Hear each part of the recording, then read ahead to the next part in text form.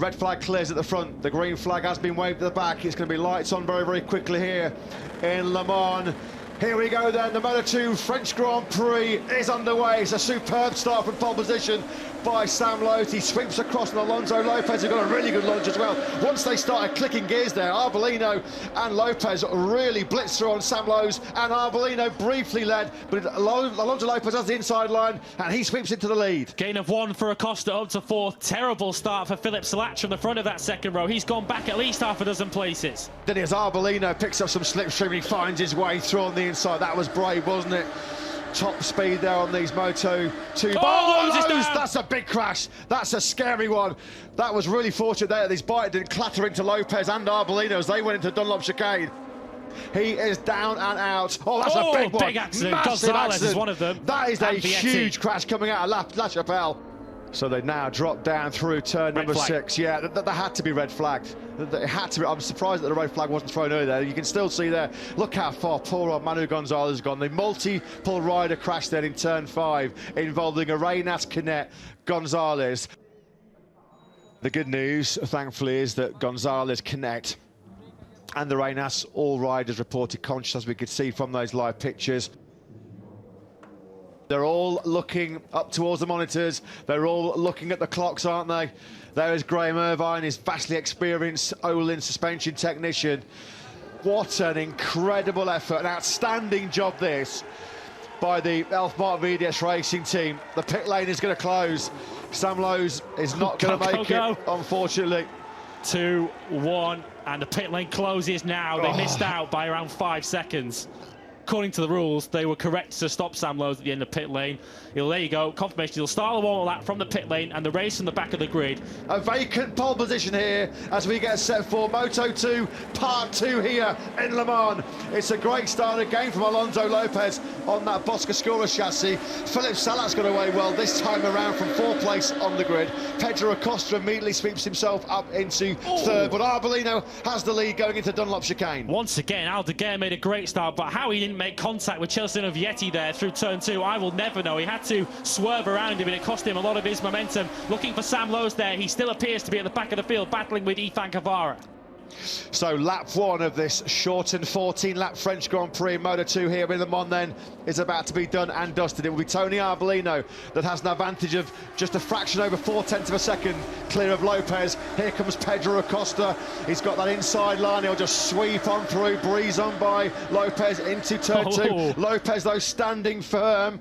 He's going to have to work hard for that second place, isn't he here, Pedro Acosta? That's brilliant by Lopez. How good is he on the brakes going into turn 3? Acosta looked like he was ducking back underneath him though out of the Dunlop chicane, and he is indeed. He now has the inside line into La Chapelle. Is he going to be able to hold that? He is indeed. That was a crucial move for Pedro Acosta, who so nearly gets fired out of the seat, exactly where his teammate crashed before the red flag. And that's exactly where he crashed out of the lead coming out of La Chapelle last year, Pedro Acosta. So that was a big early scare there as he tried to get on with business to try and hunt down Tony Arbolino. We thought that was being set up for another classic Arbolino versus Acosta melee. It could still well be with 12.5 laps to go here in Le Mans, but that was a big warning there, a big scare for Acosta. Vietti now then in 5th place. Aldeguer, Chantra, Dixon, Baltus and Roberts hard on his case. Yeah, there's a bit of a queue forming up behind. There isn't behind Celestino Vietti at the moment. They're all crawling all over the back of him there into the Dunlop chicane as Aldeguer leaves the door wide open there through, and it allowed Chantra through, and a switch as well for 3rd place. Salach has now got the move done on Alonso Lopez. Update on Sam Lowes. He's into the top 20 now. He's just gone past his fellow Brit Rory Skinner. Albert Arenas looking on. Of course, it was his crash that started the chain reaction that brought the red flag. Someone's gone down. It's Acosta! Pedro Acosta has made a big mistake. He was trying to chase down Tony Arbolino 12 months ago in the French Grand Prix. Pedro Acosta threw away 25 points. He crashed out of the lead. Fast forward 12 months to the present day, and another 20 points go begging here. What a gift for Arbolino. It was at La Chapelle 12 months ago that he crashed out of the lead.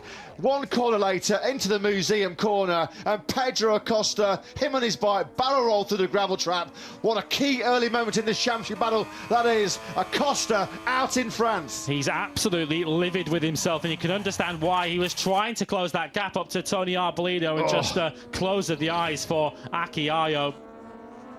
Here is Sam Lowes then, the pole man.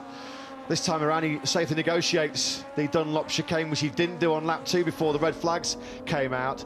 Lowe's making big headway here towards Sean Dillon Kelly, the American racing team rider. I don't think he's going to be able to cling on to a rare point-scoring finish, the 20-year-old from Florida, because Lowe's again are 36.464.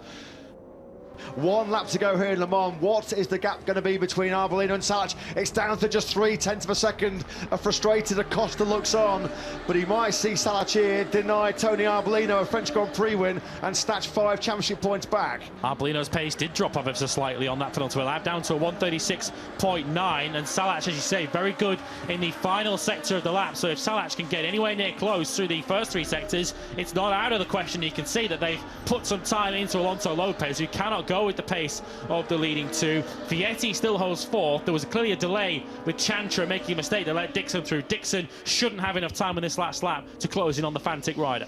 Finally, Sam Lowe's has made it through then on Sean Dillon Kelly. Last lap heartache for the American. He was resisting Lowe's until the second to last lap, but Lowe's has got through. So at the moment, 25 points, the maximum points all for Tony Arbolino, and a single point being taken by his teammate Lowe's after his early problems in the initial start. Time running out then here for Salach. Is he going to take second place here? He's done everything he possibly can to keep the pressure on Tony Arbolino, but he has just been the epitome of eyes cool and composed, hasn't he? And as we're in the final sector now, it looks like Arbolino, barring a late disaster from him, which you don't tend to see from the Italian, is going to take his 2nd victory of the season, his 4th podium in the opening 5 Grand Prix, as Tony Arbolino jumps all over Acosta's big mistake here in Le Mans. You're looking at your new Moto2 World Championship leader in 2023, as Tony Arbolino wins here in France in that shortened 14-lap Le Mans Grand Prix. Arbolino wins it by just over 0.6 of a second. Great job by Philippe Salach. He's back on the podium for the first time in 2023. Lopez completes the top 3. Vietti, Dixon and Chantra also inside the top 6. Great job by Barry Baltas in 7th. Look at that, a face of thunder there from Pedro Acosta. Veronique Rivron, the South County Council Vice President, hands over the winning trophy for Tiger Tony Arbolino. A 2nd win of the season as he wrestles back control of the Moto2 World Championship.